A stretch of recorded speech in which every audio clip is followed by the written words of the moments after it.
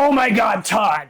I'm so excited to be talking to you tonight about a new series we're starting. Why do you sound like Will Wheaton in the Ready Room? Should I tone it down? Yes. Well, anyway, we are here tonight to talk about a new series. I'm excited about this because we've been talking for a while about launching something besides movies and shows and dive into music. Yes. As many of you might know, music on YouTube has a lot of copyright issues. A lot. Yeah. Those copyright bots are fucking crazy. Chris hates copyright bots. I really do. And they might get us here. We'll see. We'll see if we can actually talk about music. This is kind of a test to see how much we can actually get away with musically Yeah.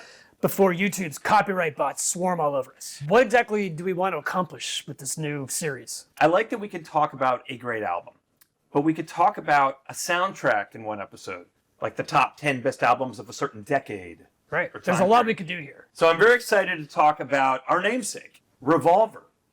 Yes, we took the name of our channel from this album. It's one of your favorite albums. It's definitely one of my favorite albums. I don't know if you would call this your favorite Beatles album, hands down, though. It's my favorite album of all time. It's another reason why I wanted to choose it. And, as luck would have it, it's also the 60th anniversary of this album. It was released on August 5th, 1966. That is amazing. Happy birthday. Happy birthday. Imagine, Todd, what came out 60 years prior to this. That would be 1906. I don't think gramophones were a thing yet. I think you just had those little cylindrical discs. You're going from 1906 to 1966. A lot changed with music. We hope you like it. And one's called Rain and one's called Paperback Writer. This is my favorite period by them. The first thing we should do is just dive into what was going on around this entire period. What makes this album special? First of all, I think we should talk about how lazy they were, how they weren't very productive. Super lazy. Yeah. Like, I can't believe in this period of time they only did 3 albums. Yeah. And like their masterpieces. I mean, Jesus. I mean, making Rubber Soul, that collection of songs, and having that come out in December, and waiting as long as the following August to release this, I just think was lazy. So lazy. And then, I think it was all the pot and LSD. I know. And then to do Sgt. Pepper's a whole 9 or 10 months later after that. Musical sloth. But in all seriousness, Chris, just think about that for a second. Like, would you say the average time between albums is about 2 years? That's the average. 2.5 years, yeah. There's coming off of touring, there's writing, there's recording and producing, there's releasing, publicity, starting the next tour. I get it. There's a lot going on. But again, in that same time period, 2 years, this band does Rubber Soul, and 2 years later, summer of '67, Sgt. Pepper's is released. Through most of that period, they're also still touring. They're making another film, Help. Speaking of touring, we should talk about another big thing about this era for the Beatles is that the fatigue of touring was really starting to wear on them. Yeah. Well, they were playing bigger and bigger venues like Shea Stadium. Terrible sound. Couldn't hear themselves. They couldn't hear themselves. Just screaming. And there was tense moments too. They had Lennon at one point said, "Beatles are bigger than Jesus." We know what he meant. We meant more to kids than Jesus did, or religion at that time. I wasn't knocking it or putting it down. I was just saying it for the fact. There was also threats in the Philippines. Marcos's basically tried to bribe and extort money from them. Well, they snubbed. They snubbed Imelda, Yeah. shoe lady. I don't think she was known as the shoe lady yet, but they snubbed her. They were literally dealing with Ferdinand Marcos's bribery and goons. I know George Harrison was feeling very uneasy about the safety. It felt dangerous, because everybody was out of hand. They were all just caught up in the mania. And I think it all just came to a head. They did their last show at Candlestick Park in August 29th. And then it was like, yeah, well, don't tell anyone, but this is probably our last gig.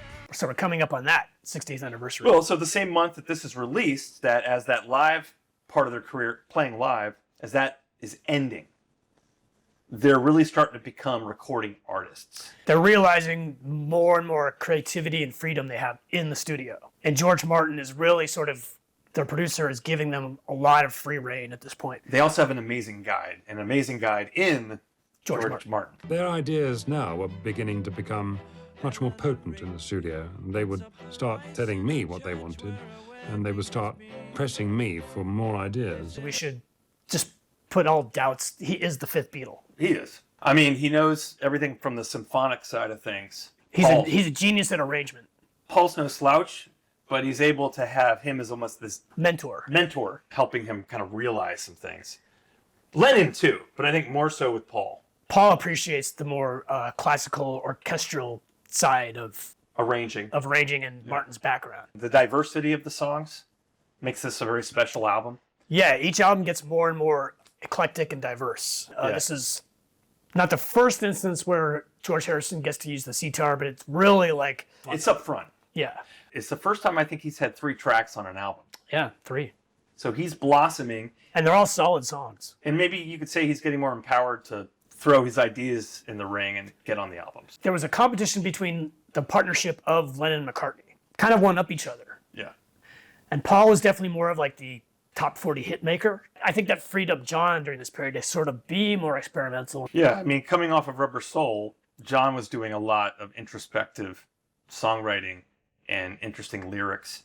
I mean, he was the dominant writer on that album, Rubber Soul. In this album, I think it's the first time there's a true split between what the John and Paul output was. With George sort of coming up in the middle. Yeah, which I think, again, makes this a special album. Typically, you had singles that were very much a part of the album release, but not on the album. Yes, that was the British model. You would do an album and singles were separate, which was the opposite in the United States, where Capitol Records, which was their label here, was like, we need the singles to drive the albums. I think this, though, was the first time the main double A or AB, whatever you want to call it, Double A side.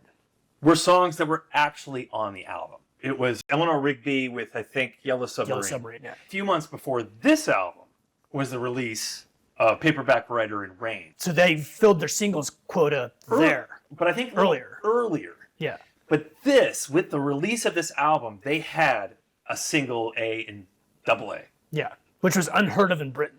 And that's what another special thing about this album. I think we should get into this because there's 14 tracks on this, and they're all amazing.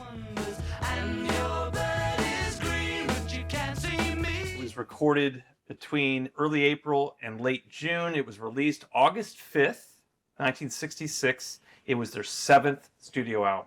Could you read more about that in this book that we've got down here, the recording sessions? Yes. Beatles recording sessions. This is a great read if you're a nerd about music.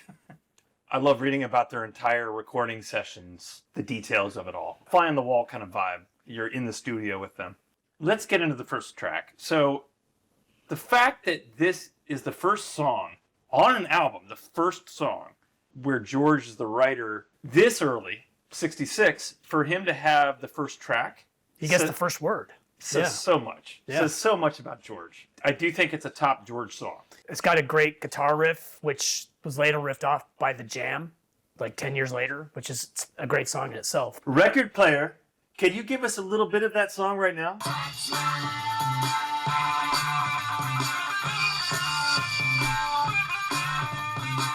For me, this track had it all right. This set the tone of this album. It does. It has great harmonies, background harmonies with Paul and John. It really showcases Paul's bass playing. He's always been a good bassist throughout the Beatles albums up to this point. But I think it becomes more like, I don't know, the glue. Did you know that Paul does the ripping guitar solo? I did know that, yeah. Yeah. Why? I have a feeling there was some good camaraderie on this album, and they just had a good time with it. But it's a great solo. George critiquing the British tax system at the time. Yes. George hated the tax man. He also hated the guy from Northern Songs who published all their music, who you used to also see briefly in Get Back. So, yeah, great first track. We should mention all these tracks are fairly short. Less than 3 minutes, 3 minutes. Oh, there are songs that are 2 minutes. You start with George, which is great, strong song by him, and then you go right into Paul and then right into John. And it totally captures who they are. At that time, yeah. Second track, Chris, what is it? It is Eleanor Rigby. Look at all the lonely people. It might be Paul's first great song. Okay. You don't think he had something in Rubber Soul? No, I think that's a John album to me. I mean, he definitely had some great songs throughout No, good rockers, yeah. And hooky ballads. Hooky ballads, yeah. You know, But he wrote Yesterday. I would not compare Yesterday to this song. This I know, song but- is but a 1,000 lot of- times better. But a lot of people would say Yesterday is one of his classic great songs. I wouldn't. Whatever. You had Paul doing Yesterday, which had a big string accompaniment to it and no like bass guitar sound to it. So this isn't that far of a stretch from that song. Yeah. But this is full on orchestral background. The song is basically like pondering who she is or was. It's really introspective. Again, I think that they were breaking new ground, and they knew it, and Yeah. they were like, do something unique like that, Now, was that George Martin's idea or Paul's? Paul. But he couldn't have done it. Without George Martin.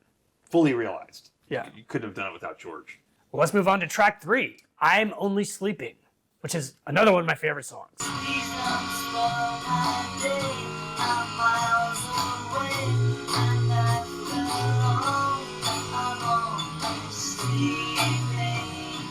Yeah, I mean, it's classic John. It's one of my favorite John songs, too. I don't know if this had anything to do with the slumber that he was in when he wrote some of the songs on Rubber Soul. This is kind of a corollary to Nowhere Man, Yeah. in a way. But at the same time, he was doing a lot of pot smoking. And he was also jealous of Paul because he lived with his wife Cynthia and their son Julian in like The Burbs. the burbs of London, where Paul was living the swinging London like lifestyle.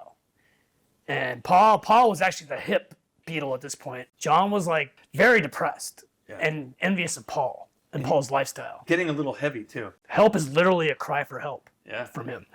I think that it was sort of his coolest era, like as he came out of the slumber As a songwriter. as a songwriter and as just a hip Beatle. I think he found like this new groove and energy in like focusing on recording and stuff he could do in the studio. Great harmonies, again, with the background vocals. Great Paul bass. I know. You're right back to a George song in track 4, Love You Too.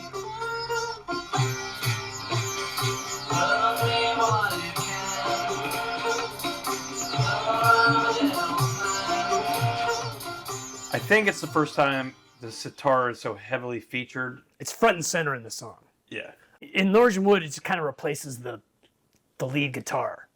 Whereas this is like everything is built around the sitar. It's, again, shows the diversity of this album. Solid song. Solid song. All right, Chris, what is track number 5? Track number 5 is another Paul ballad, Here, There, and Everywhere. I want her everywhere, and if she's beside me, I know I need never care. But Is definitely considered by Paul to be one of his personal favorites of his writing.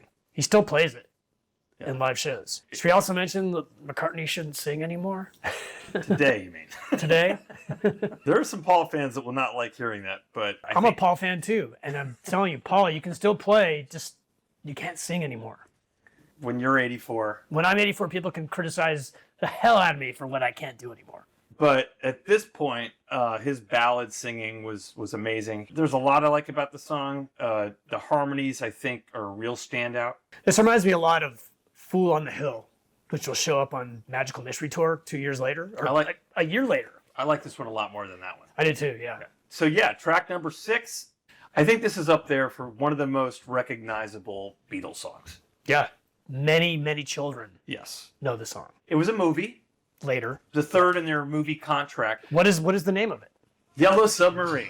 we all live in a yellow submarine, yellow submarine. Sung by Ringo.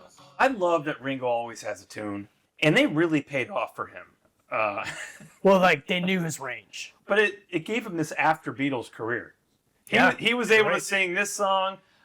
He was able to sing Octopus's Garden, of course, later. Ringo is older than Paul. Ringo's 86, and he's still touring with his all-star band.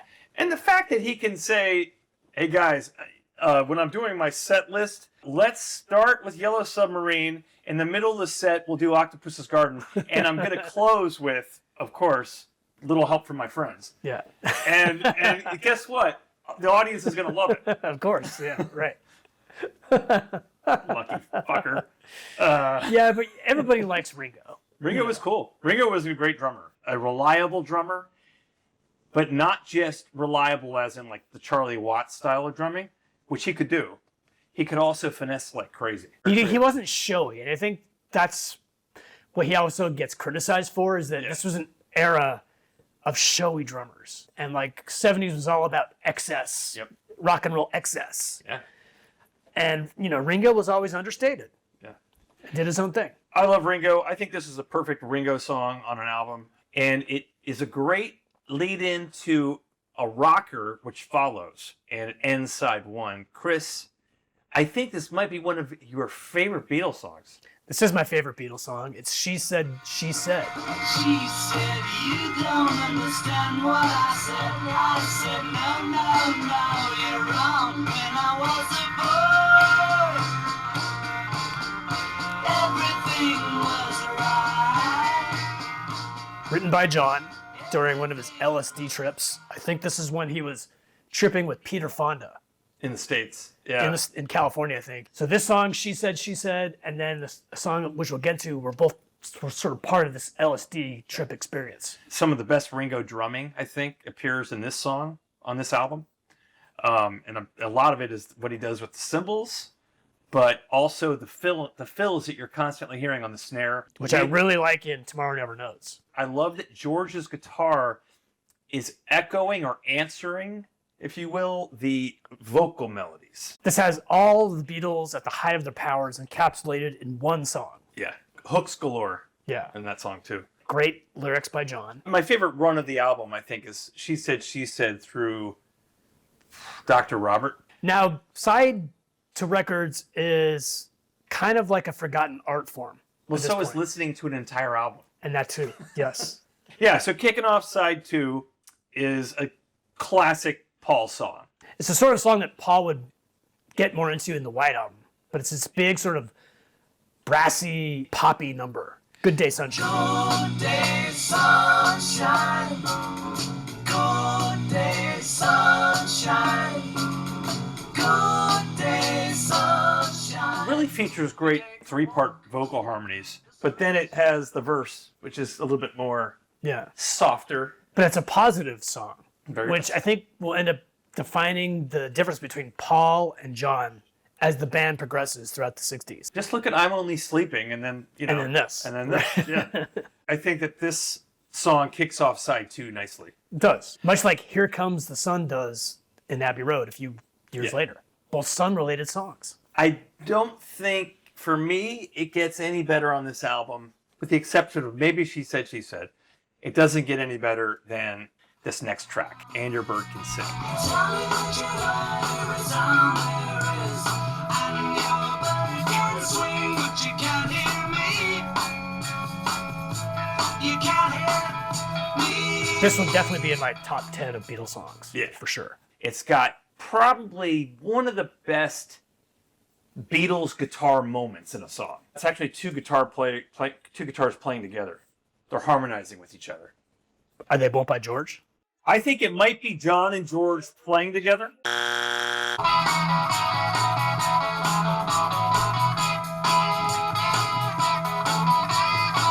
Everyone's hitting their A game there. Absolutely. Yeah, if you've ever listened to like the Beatles anthology, there's some great outtakes where they're like stoned, because they're actually stoned while they're recording this, and like the three of them like bust up laughing while they're recording this, and it's so fun. So Chris, what is the next track? Another Paul ballad. This is my other favorite song on the album. As a piano player, you especially like the song. I love the song. For No One. Cried for no one, a love that should have lasted years. If you were to do what are Paul's best Beatles songs ever, this would be in my top 5. Yeah, absolutely, yeah. Yeah.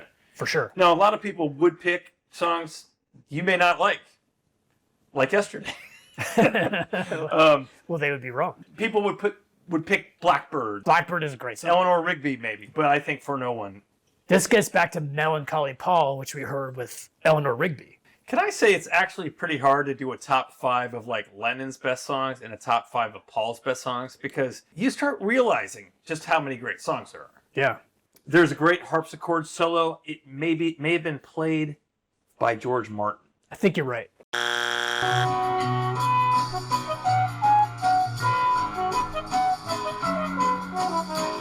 This song takes you right in right back to another great Lennon upbeat number. And this is definitely referencing Lennon's LSD period, because this is a guy who provided his first LSD trip, Dr. Robert. Dr. Robert, he's a man he must believe, helping anyone in need. No one can succeed like Dr. Robert. I love the bridge section. Oh, yeah. Very hooky, very memorable. But it always kicks you back into the main groove. Is Lennon double tracking himself in this? Well, he double tracks a lot when he sings lead vocal. We should mention that Lennon didn't like his voice. No. He actually was, that's why he was constantly double tracking it, because he didn't like the sound of his own voice, which I think is the greatest voice in all of like pop music. It's up there for me for best male rock singers is John Lennon. But if you read about his insecurities about singing, yeah, he tried, hey, can we lower my pitch, like in Strawberry Fields? This may be a sidebar, but we should also mention that when George Martin was alive, you and I saw him live. He did a tour where he had all the Beatles tracks, and he had Strawberry Fields. It was actually Day in the Life. It was? I thought it was.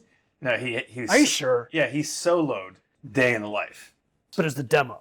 And he was like, Yeah. you can just hear how haunting and beautiful. When he heard John's vocals, he got the chills. Another great Lennon song. Chris, what is the next track? This is my one criticism with the album. I maybe would have moved this up in the lineup a little bit on this side. It's George's next song, I Want to Tell You. I want to tell you, I feel hung up and I don't know why. I don't mind, I could wait forever. I've got time. Which is another great song. But I think maybe would have put it after Good Day Sunshine, just to have like George in the mix more at the beginning. Yeah, but again, he only usually gets 2 tracks, sometimes 1 track. He happens to get 3 on this album. But the dominant guys are still Paul and John. Again, I love that string of songs, and I think it really moves the album. And I love it's great John to great Paul to great John to great Paul to great John. See, that's why I would have put George in the mix. Maybe put I Want to Tell You at the start of that, and then go into the John Paul Maybe. sort of dichotomy. Well, maybe you should jump in a time machine and try to go And explain this to George- remark it, resequence the Explain album. this to George Martin. Yeah. But it's a solid George song. I agree. Oh, it's one of his best. So these last 2 tracks, I don't think you can get any different. Yeah, right. And let's talk about Got to Get You to My Life. Got to get you into my life. Again, it showcases the variety of this album. Is there any other song on the album that sounds like this one? No. Maybe it's a little over the top. Maybe it hits you over the head with the... Yeah, the song is big, it's bold, it's brassy, it's in your face or in your ears. But it's a solid song. Yeah, I think George Martin was definitely all over it, helping. I think Paul was more hands-on in the studio at this point Yeah. than John was. Because, like we said, Paul was living in London. So he could actually just pop on over to Abbey Road Studios. I will say that this is one of the few Beatles songs that got covered by another band that I think is actually better than this. Earth, Wind & Fire.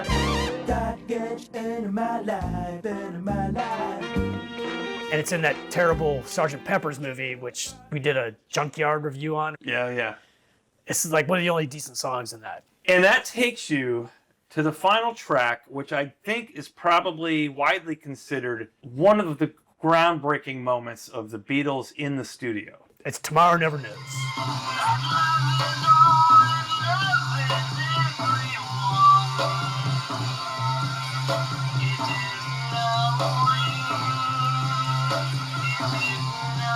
Which is one of my favorite Beatles tracks of all time.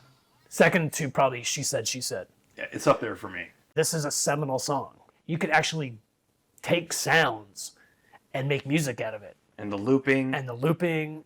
It's the groove, it's the bass, Yes. and Ringo's great drum beat. You got that driving Groove. And then you have the craziness going on Yeah. around it. Right. But then, on top of that, you have a Lennon vocal, which is super hooky and drives the song. It's super hooky and sort of distant at the same time. Like he's like almost like a shaman chanting from a mountaintop. Turn off your mind, relax, float downstream. This is maybe next to like Across the Universe, my favorite Lennon lyrics Yeah.